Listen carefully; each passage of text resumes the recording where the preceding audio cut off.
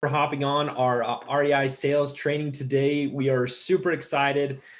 We love seeing all your faces. We're excited to continue to have these meetings each week, talking about different parts of the sales process as being a real estate investor. So we're really excited today. Tom will be leading the call along with one of our team members, Riley, who has a lot of different experience in different things. So as a quick reminder, if you could make sure to have your microphone muted unless we call upon you, or if you have a specific question when it's time for that, that would be really appreciated. Thanks, guys. So thank you everyone for hopping on. I'm going to go ahead and turn the time over to Tom. Today we're talking about some of the script and just making sure that we're diving into that. So there you go, Tom. Thanks. Great. Thank you so much, guys. Glad to have everybody here today. Specifically, we'll be chatting with Riley Neilson, who's worked with us, has closed multiple deals, and we're gonna talk specifically about more detail into that first conversation. What we've learned, and we talked about this a little bit last week, is sometimes there's a fear or kind of a crippling effect of not being able to really efficiently handle that first call. So what I wanted to do is go step by step through the script, and you'll see how it's a very simple process. And I put together a quick PowerPoint. We'll make this available for everybody afterwards. And Riley, why don't you share just a little bit of your perspective of how that first call should go, and then we'll dive into the script. But I'd love to get Riley's perspective here. Riley? Yeah. Can you hear me okay? Yeah, we can. Cool.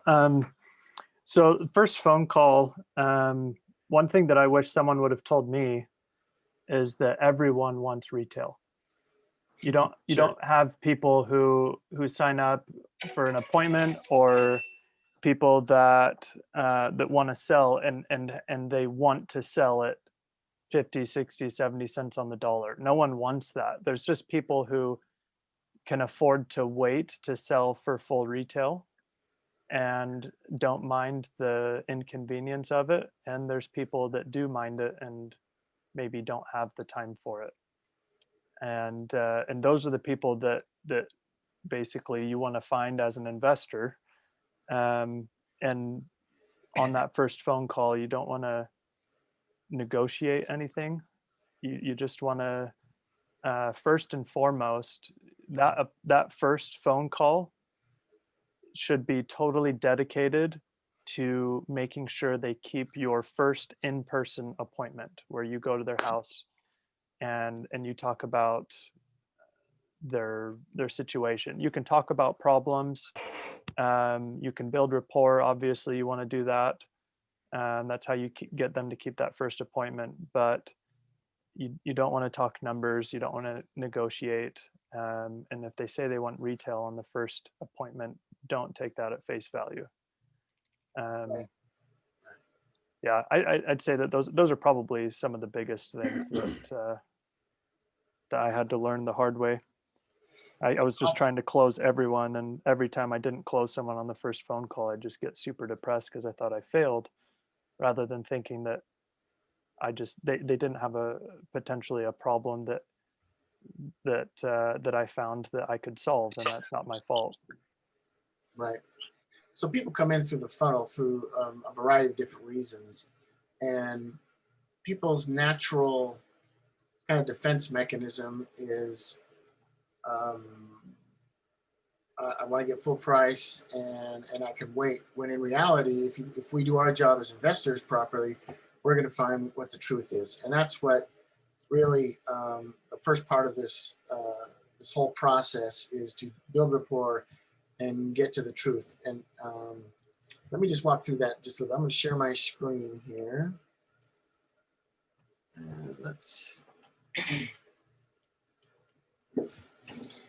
And I want to go through kind of the goals of that first call, and there's kind of a cadence and a rhythm to it. So we want to understand the goals. And first, there's 4 goals to it on that first call. First of all, you want to find out some more information about the property. Most importantly, you want to find out the seller's story. And third, you want to connect with that seller. You want to develop some sort of rapport. And then you're doing what we call pre-framing, which is setting the seller, setting up for the next conversation. What Riley was just talking about is getting commitment and urgency from the seller to book that in-home appointment or that next appointment, and for them to be looking forward to it. So I'm going to walk through this just a little bit. Some of these may seem basic, but it's very important to understand. First of all, smile when you're talking. You may not be on a Zoom call, but it will have an effect on your voice, on your attitude, and the way your message comes across. Also, make sure to record the call so you're not having to spend so much time typing notes or handwriting notes when you're talking. That way you can be fully present in the conversation. Obviously, if you dial through the CRM, it'll automatically record your call. So you have all your notes will automatically be kept there. So tip number one, smile. Number two, make sure to record the call. And let's talk about just the first thing you do, kind of the icebreaker at the beginning. When they pick up the phone, something very casual and simple. Do you have a moment, or did I catch you at a bad time? Now that's what we're kind of the psychology by some of the things that we're going to go through here is getting micro yeses and subtle commitments from the seller throughout the whole presentation. So we're asking their permission, basically. Do you have a moment? And they'll say yeah, or whatever their response is. Or did I catch you at a bad time? Now, if they're swamped or they're, kids are screaming in the background and now isn't a good time, respect their time. Always imagine that, what if you are receiving this call? So you want to be courteous in that component and not force yourself to get into that conversation. The next step is giving a point of reference. Remember, they will have just recently filled out a 15-question survey. If you're using the CRM and you're connected with our Instant Connect feature, you're connected right away. Or let's say you're just following up a little bit later, always give a point of reference so they know the perspective from the call. These are basic things, but I want to make sure that it's clear. Simply by saying something like, I'm just following up on the request you sent through Facebook about selling your house. Now they know who you are, what you're about, and you can lead in. There's a couple different ways you can then dive into the conversation. As you saw in the Facebook post, we buy and sell houses in the area, and I just have a few quick questions to ask you about your house and your situation. What's interesting, you'll see that we're going to start to referring to their home as their house, not their home. It's a subtle thing. Home, there's an emotional attachment to. House is a structure. And we're trying to emotionally detach them from the property from the get-go of our conversations. So what I've done, I've just asked permission to probe a little bit deeper and to get to know them a little bit. I'm going to ask them about their house, and I'm going to ask them about their situation. And because they will have just filled out that form, it'll be on the top of their mind. And what you're doing is you're getting their permission to just peel back the onion a little bit more. And or another way of saying it is, thanks for completing the form to request an offer on your house. I'm an investor and there are a lot of options for you, but your needs and desires will help me dictate which is best for you. So let's talk about you for a minute. So what we're doing is we're not sounding like we're selling or getting aggressive to some kind of a number really fast. That's not the purpose of this call. We want to find out what their true motivation is to why they went to that 15-question survey and why they requested a cash offer. So, and it's just a polite way of phrasing that. And the next thing to do is simply say, is that okay? again, another permission that we're asking. We're asking, I originally asked, is now a good time? Is this okay? We're being very courteous. At this point, we're allowing them to have a little bit of control in the conversation, where later on we're going to shift that control a bit. And I like to start with a really non-invasive, get some easy yeses, some easy answers to get them talking. Oh, can you help me confirm your address? Now you have the address, right? But you're asking an easy question to get them starting to talk. The next thing to do is, great, tell me a little bit about your house. And this is where you can start asking some open-ended questions. And you'll find there's nothing threatening in this conversation so far. And the conversation is very casual type of language. Tell me a little bit. Just tell me a little about your house. And often we just stop right there and listen. And this is going to guide you where you need to go. Sometimes they're going to give you chapters of information. Sometimes they're going to give you a couple words. And one of the best ways to, you want to find out some specific things about the house. They may have answered some of these things on the form, but you want to get information from them. So beds, baths, tell me a little bit about the structure, tell me about the house, and let them talk. I haven't really asked about the condition yet. I'm going to get some more structural things, just specs about the house. I want to find out for sure. Now, it shouldn't come through our system if it's already listed, but I always ask it. And do you currently owe anything on the property? How much? Now, some people get a little nervous when they come to that question. Riley, why don't you share just a little bit? If somebody pushes back on that question, how would you address that? Again, we're not probing to get dollars and cents, but we want to get a sense of where they are on the property. How do you handle that, Riley?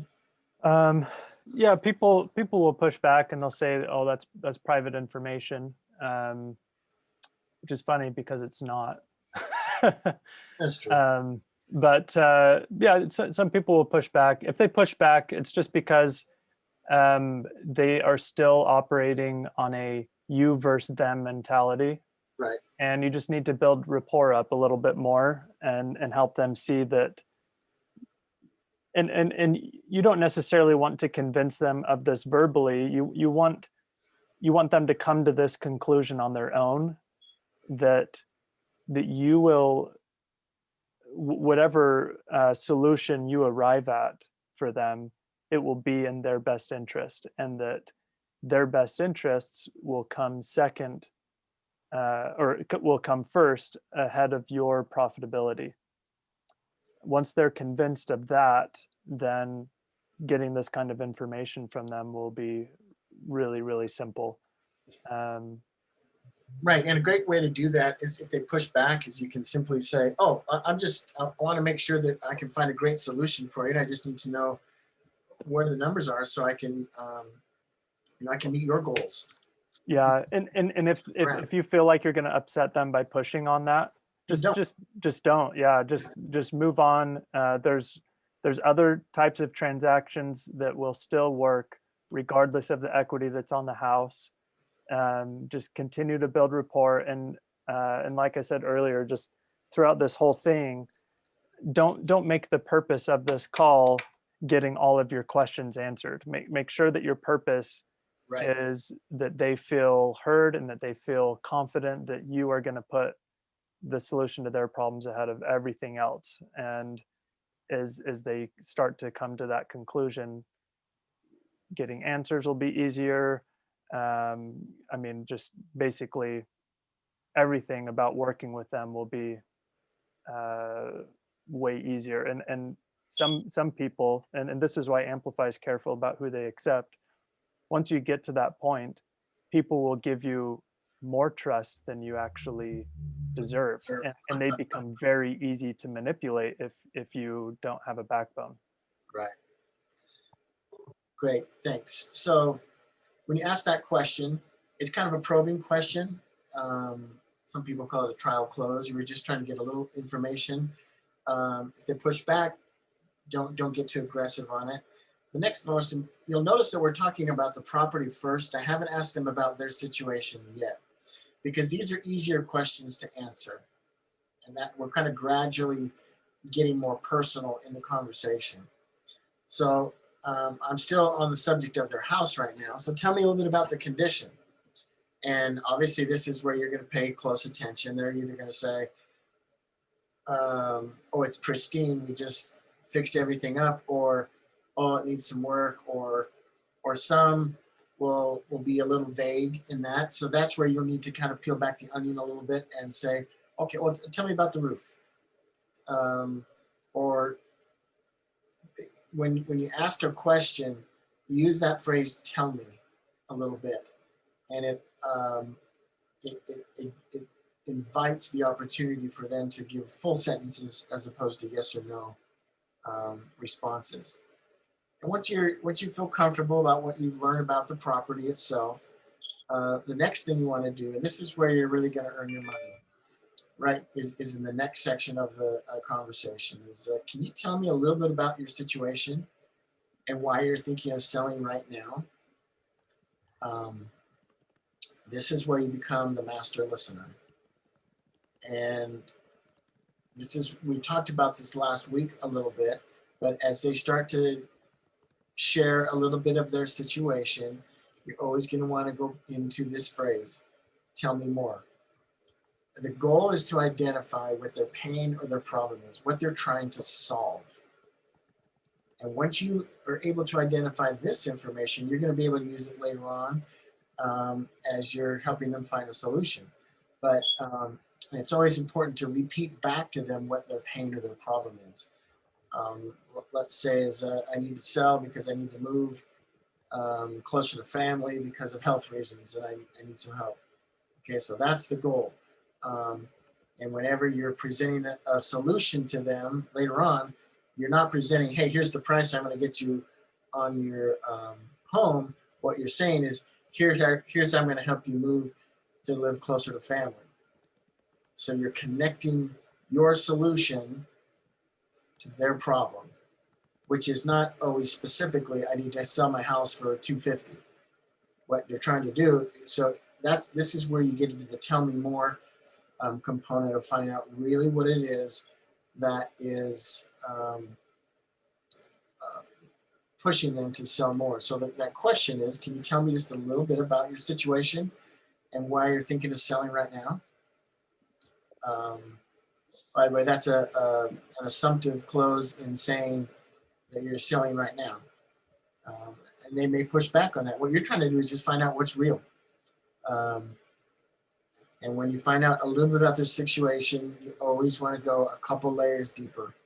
And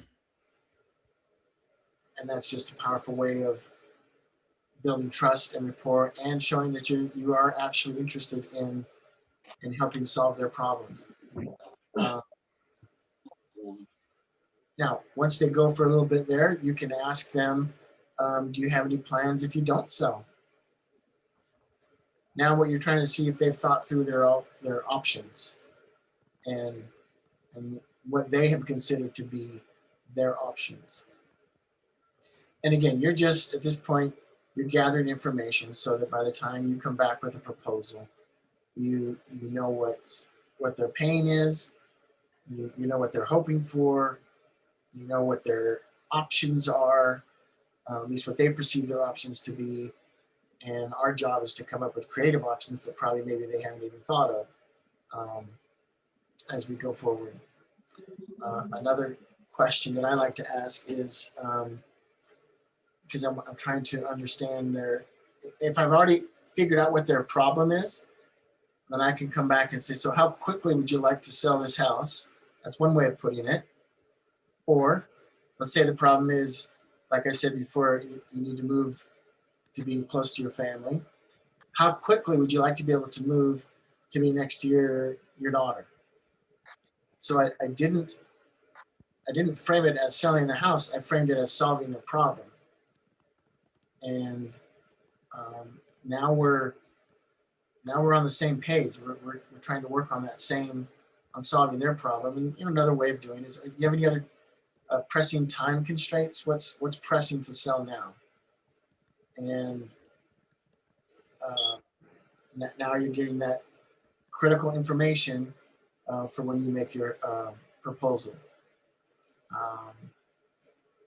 What I like to do from there is, obviously I'm not presenting a proposal or a number or a solution on that call. I then very simply transition to, great, let me do some homework and I'll work on, and boom, I'm going to come back and repeat what their problem was. I'm going to work on how we're going to get you to move closer to your daughter, and I'm going to come up with a plan to help you get there. Is that okay? Nobody says no to that, by the way.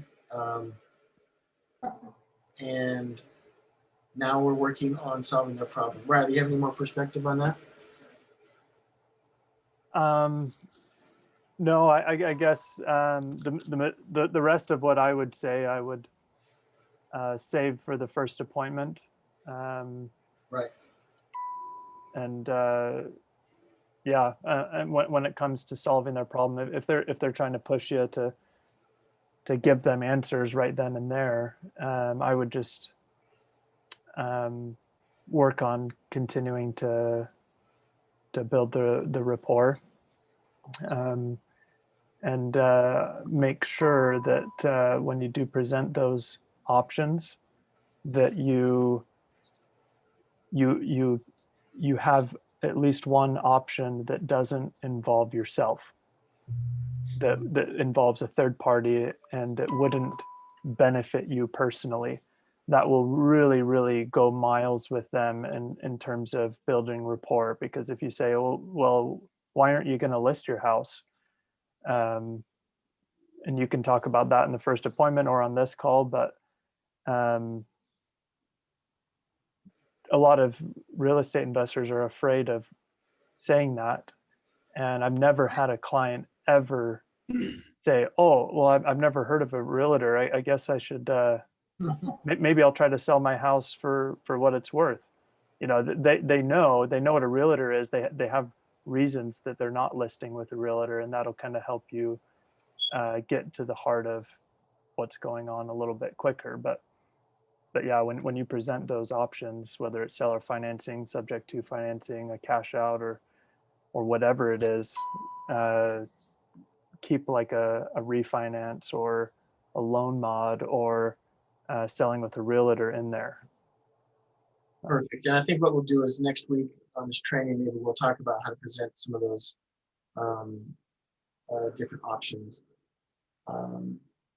Let's talk about how we kind of want to close that first call, which is always setting the next expectation, set the follow-up. And I like to use a phrase like this. Look, if the numbers and the timeline work out and we can come to an agreement, would you like a wire or a check? Now, this really doesn't make a difference, obviously, right? But it's kind of a little micro close that we're going to find a solution. So then I'll come back and say, great, let's set up a time to go review. So we can review the solutions we come up for you. And I would probably insert how we're going to solve their problem. I can hardly wait to come back with some ideas on how we're going to help you move closer to your daughter. Does tomorrow at 10 or 3 p.m. work better for you? Give them a choice of times. And so what they're expecting is you to come back with a solution that is going to address the need that you have carefully honed from your thoughtful questions. And this also gives you time now to think and do your due diligence and do your work, so that when you come back, you offer some fair proposals. You'll see, I'm going to real quickly go back through this, just kind of recap. We understand the goal. We've identified some more information about the property. Any questions you may specifically have on the property, you understand the seller's story. You've connected to and you've built that rapport because you are focused on their problem and being a solution source for them. And you pre-framed it, meaning that you've set what the expectation is for the next step in the process. And that's really what we wanted to address today. Next week, we're going to talk about how to present those. Well, at least not all of them. We'll break it down about how to give people choices so they feel like they are in control of the process, and we're doing our job at earning their trust and earning a great living at the same time. So, Riley, thanks for your input today. Anybody on the call who, if you have more specific questions, go ahead and you can share them with your account managers and we'll address them. I'd love very much if you have a specific, you run into something that you couldn't overcome on a call, share that with your account manager. They'll get it to us and we'll address them specifically on these trainings so that we're not in theory, but we're in real specific solutions for each of you as investors. And that's what we have for you today. Now, in our company, the last phrase we always say in every meeting, Brighton, what is it? Go forth and conquer. Go forth and conquer. So let's go do some good in the world here and help some more people. If you have any more questions, let us know specifically, and we'll help you work through them. Thanks so much for being here today. Back to you, Brighton. Awesome. Thanks, Tom. Thank you, Riley. We really appreciate it. There is going to be a recording, and we'll make sure to post this in the hub, and you'll be able to go back and review it. One question was asked earlier by Josh, Jesh, and I just wanted to bring it back up really quick, was how do you handle people who won't answer questions or insist on an offer via text, but won't answer calls or like answer questions? So basically they're refusing to answer a phone call. And Riley did give an answer. He said you could throw out the option of, helping them pay whatever retail prices for their home, but paying them over the course of 25 to 30 years. The other thing that we have found is a very, very powerful tool is the takeaway. Just saying, we're probably not a good fit then if you're not willing to have a conversation with me. And being willing to walk away creates you as something that is then desired or like needed. So that's a really powerful tool that could also be used in that situation. And the way you frame that is very empowering. Basically, I'm buying 2 properties in your zip code in the next 30 days. It looks like yours would be a good fit, but unless we can hop on a call, we're probably not a good fit. It's the best way for me to find the best solution for you. And put it back on that, this is the way we can find the best solution for you. And frankly, if at that point they're just obstinate and want a number, I can tell you they're going to be difficult to negotiate with anyway. So yeah, and then on the other hand, there's people also communicate in different ways. Some people prefer text, some people prefer email, whatever, to just get the conversation going, and then transfer it to, obviously a phone call is the best, or even an in-person meeting, but whatever can just get the conversation going and then pushing to an actual phone call or in-person appointment, I think is another way to just kind of warm up the relationship. These are people that have saw some random ad on Facebook, submitted their information to a random stranger, and are now getting texted or a phone call from them. They may take a little warming up to actually, get on the phone. Now we try to put them through as many filters and get them as motivated as we can, but they're still people and they're still going to do strange things, and they're still going to require a little bit of work to cultivate that relationship. So, okay. All right. With that being said, guys, we really appreciate your time. Please let us know any questions you have. I'll make sure to post the recording as soon as we have it ready. And if you have any questions or if there's anything else we can do to support you, please let us know. Oh, really quick, Ben, the Amplify Hub is our new Facebook mastermind group. Please reach out to your account manager and make sure you get an invite to that. Everyone should have received an invite upon coming on board. If not, please ask your account manager and they'll get you an invite link over to our new mastermind community. So thanks, guys. We really appreciate it. Have a great rest of your day.